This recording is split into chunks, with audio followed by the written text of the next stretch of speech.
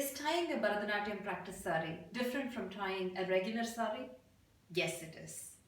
So today I'm going to show you how to tie a Bharatanatyam practice sari and what the differences are between this and tying a regular sari. Here I have a Bharatanatyam practice sari. As you can see, it's usually made out of cotton and it's shorter in length than a regular sari. The first main thing is we wear a blouse and a pajama before we start wearing the sari. And some people like to tie a string or a nada on top of their pajama and tuck in the sari. If you want, you can do that. The most important thing is you want your sari to be about knee length, not too low, not too high, because this is what is going to aid you in your movement. So I tuck it in and bring the sari around. In a regular sari, you would tuck in everything. You would tuck in the back and everything.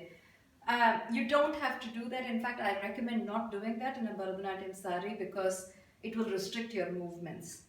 So now I'm going to measure out my pallu before I measure out the pleats, just the way we do in a regular sari. So I've tucked it in and bring it around once more. So totally 2 rounds. Now I'm going to measure up how much my pallu is. You can see that this is going to be much longer than your regular sari. For me, it's adequate to take about my height because I need to bring it around myself twice or 1.5 times, and this is pretty good. So it's a good rule of thumb to give it as much as at least your height. So now what I'm going to do is bring my sari around and I'm going to start making the pleats before that.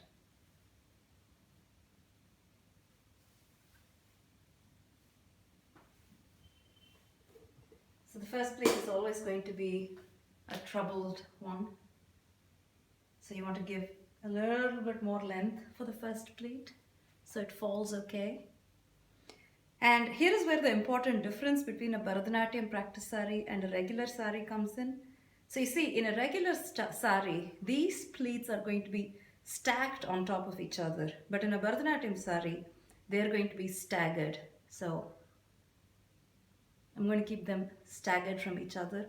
And for my body, I get about 5 pleats, more or less, and that's pretty good.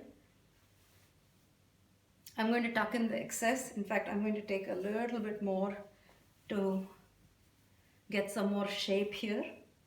Tuck in the excess.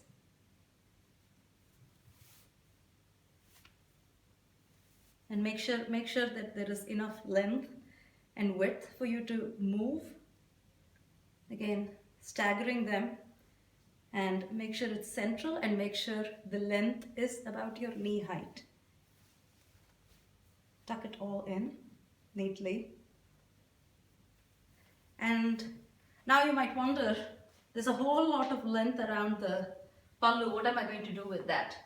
So what I'm going to do is measure my pallu, just enough to cover the body. So I don't necessarily do this part very neatly. Like in a regular sari, you want it to be level and all that stuff. You don't have to worry about any of that in a Bharatanatyam sari because none of that is going to be seen really. So I have that, and I have a pin. Just going to pin this. I've put the pleats. I'm going to pin this.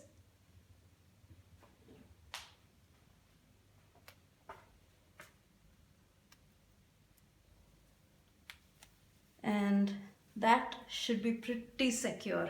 Some people like to put a pin around the pleats. I don't necessarily do that.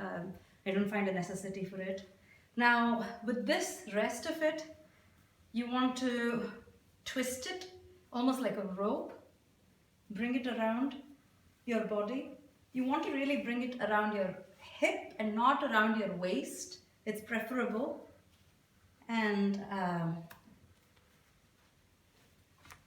tuck it in.